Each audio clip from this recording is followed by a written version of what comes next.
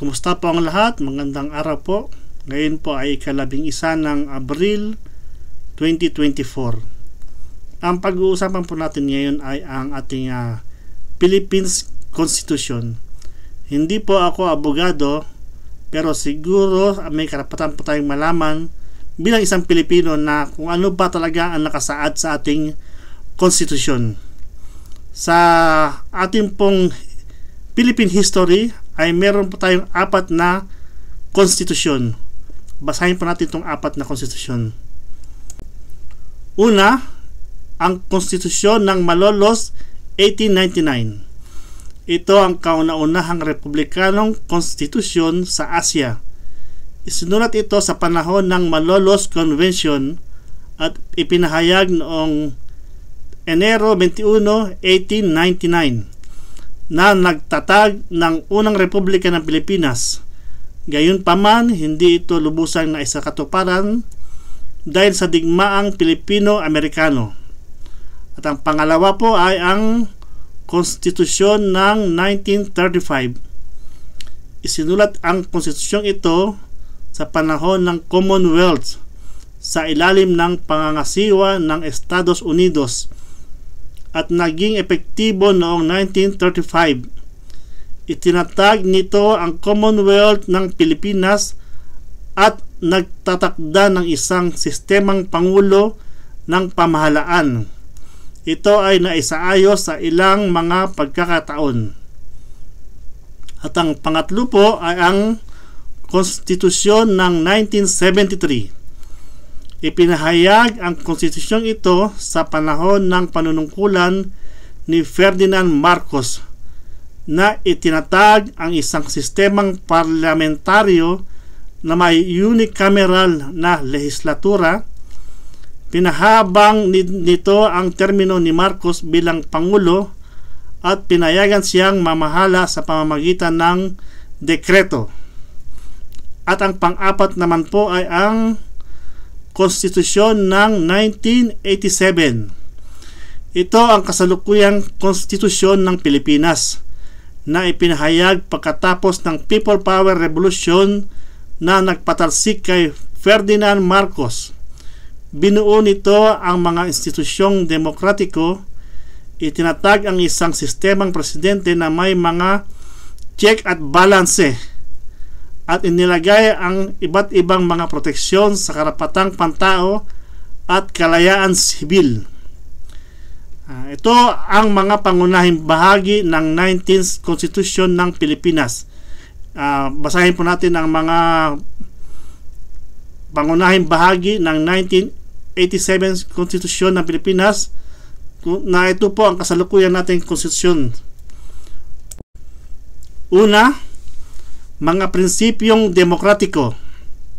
Ang nakasaad po dito, ang konstitusyon ay nagtatakda ng mga prinsipyong demokratiko at institusyon kabilang ang paghihiwalay ng kapangyarihan sa pagitan ng mga ehekutibo, lehislatibo at hudikatura.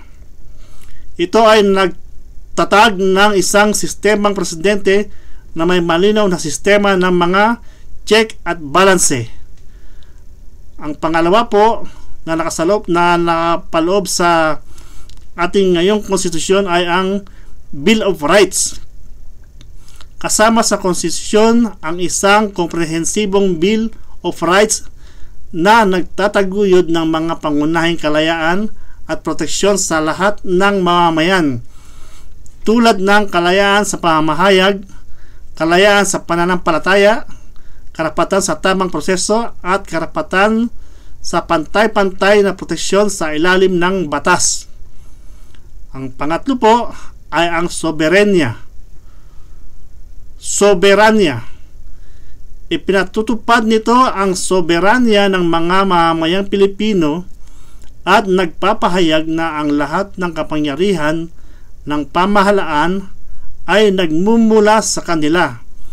Ito rin ay nagpapatibay sa kahalagahan ng pambansang soberenya at teritorial na integridad. At ang pang-apat po ay ang sistema ng pamahalaan. Itinatag nito ang isang sistemang presidente ng pamahalaan na may pangulo bilang pinuno ng estado at pamahalaan. Ang pangulo ay nahalal sa pamamagitan ng botong mga mamamayan at naglilingkod ng isang solong 6 na taong termino na walang posibilidad ng re-eleksyon. At panglima po ay ang bicameral na lehislatibo. Ang konstitusyon ay nagtatakda ng isang bicameral na lehislatibo na binubuo ng Senado at ng kapulungan ng mga kinatawan. Ang mga miyembro ng parehong kapulungan ay nahalal o nahahalal ng mga mamamayan. At ang pang-anim po ay ang hudikatura. Itinatag nito ang isang independenteng hudikatura na may tungkulin na magpaliwanag ng mga batas at pangalagaan ang konstitusyon. Ang kataas-taasang hukuman ang pinakamataas na hudikatura sa bansa. Pang-7 po ay ang lokal na pamahalaan. Ang konstitusyon ay nagtatakda ng pagsalin ng kapangyarihan ng pamahalaan sa pamamagitan ng mga lokal na unit ng pamahalaan or LGU, kabilang ang mga lalawigan, lungsod, bayan at barangay. Ang mga LGU ay may otonomiya sa ilang mga aspeto ng pamamahala. Ang pang-8 po ay ang proseso ng pagbabago.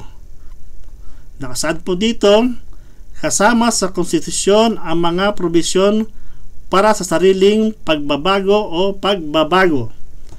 Ang mga pagbabago ay maaaring ipinropose ng Kongreso o isang kombinasyon ng konstitusyon at ratipikahan ng mga mamamayan sa pamamagitan ng isang plebisito. At ang pang-9 naman po ay ang katarungan panlipunan. Binibigyang diin nito ang mga prinsipyo ng katarungan panlipunan at ang pangangalaga sa mga marginalized na sektor ng lipunan, kabilang ang mga manggagawa, magsasaka, katutubo, kababaihan at mga bata. Ang pang-10 po at panghuli ay ang edukasyon at kultura. Ipinapakita ng konstitusyon ang kahalagahan ng edukasyon at kultura sa pambansang pag-unlad na nag-uutos sa pamahalaan na itaguyod ang dekalidad na edukasyon at pangalagaan ang kultura sa yaman ng bansa. Yan po ang mga nakasaad sa ating 1987 Philippines Constitution. Ang 1987 Constitution ay pinupuri sa pagiging tapat nito sa demokrasya at karapatang pantao. Bagaman mayroong patuloy na mga diskusyon at debate tungkol sa mga posibleng pagbabago o revisyon upang harapin ang iba't ibang mga issue na kinakaharap ng bansa. Muli po, ako po ay hindi abogado. Malinaw po yan. Ang ating pong Philippines Constitution ay walang kinalaman kung ano po ba ang natapos natin sa ating kurso. Kahit na po tayo ay hindi nakatapos, ang aking pong pananaw, ang lahat po ng Pilipino ay may karapatan malaman kung ano po ang nakapaloob sa ating konstitusyon. Patuloy lang po kayo manood at sa bandang huli po ng video ito ay ang English translation ng ating Philippines Constitution.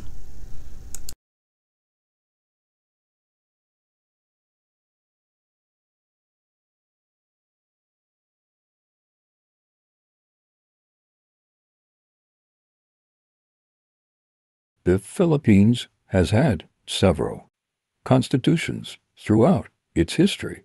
Here's a brief overview. Number 1. Malolo's Constitution, 1899. This was the first Republican Constitution.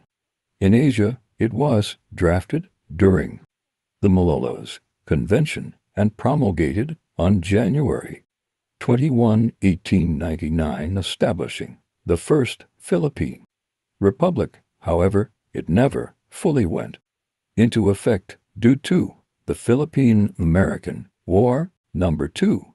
1935 Constitution. This constitution was drafted during the Commonwealth period under U.S. rule and became effective in 1935. It established the Commonwealth of the Philippines and provided for a presidential system of government. It was later amended several times. Number 3. 1973 Constitution. This constitution was promulgated during the presidency of Ferdinand Marcos, establishing a parliamentary system with a unicameral legislature. It also extended Marcos's term as president and allowed him to rule by decree. Number 4. 1987 Constitution. This is the current Constitution of the Philippines, promulgated after the People Power Revolution that ousted Ferdinand Marcos. It restored democratic institutions, established a presidential system with checks and balances, and enshrined various civil liberties and human rights protections. The 1987 Constitution is the one currently in force, but there have been discussions about potential amendments or revisions over the years.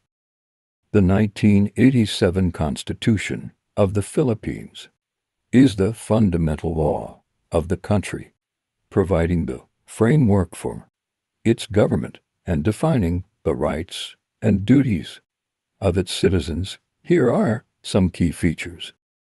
1. Democratic principles.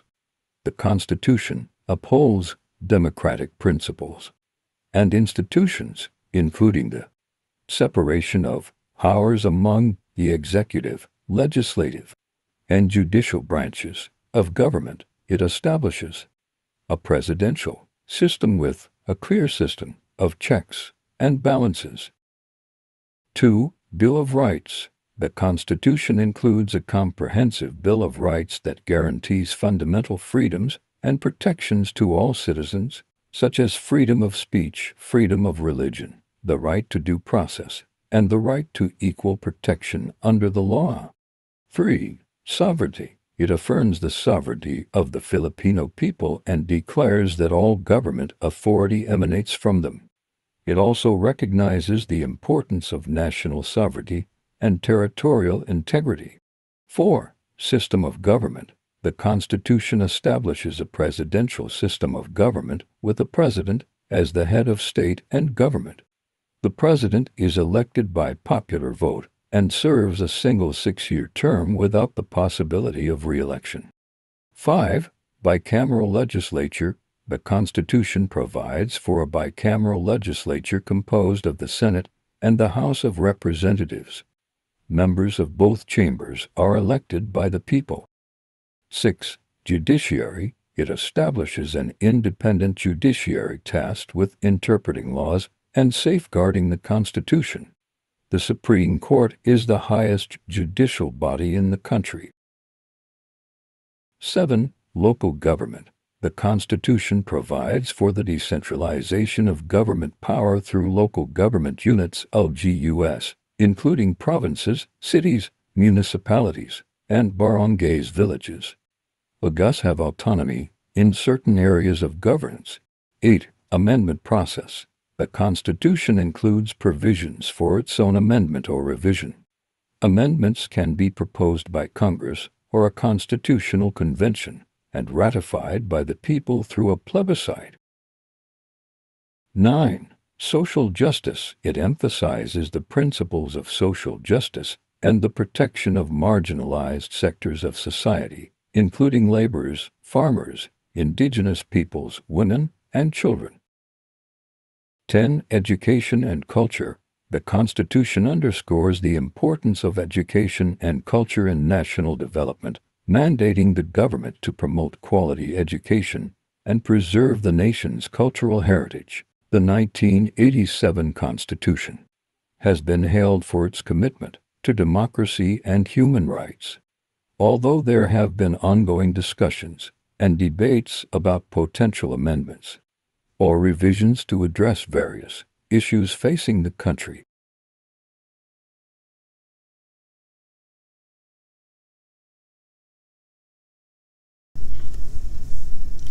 Ang susunod po natin tatalakayin ay ang mga batas o probisyon ng ating saligang batas o ng ating Philippines Constitution. Ito po ang ating Philippines Constitution o saligang batas ay meron pong mga nakapaloob na mga batas o probisyon.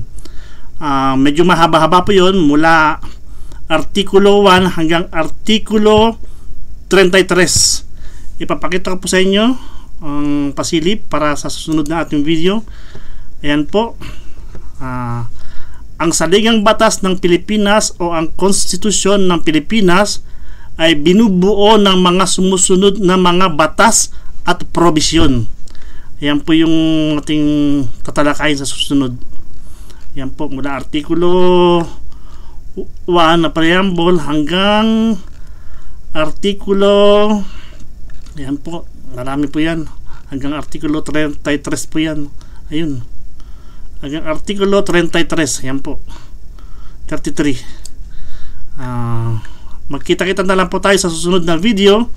Huwag niyo pong kalimutan na mag-subscribe, i-click po ang notification bell para lagi po kayong updated sa ating mga videong gagawin. I-like na rin po at i-share. Maraming salamat po.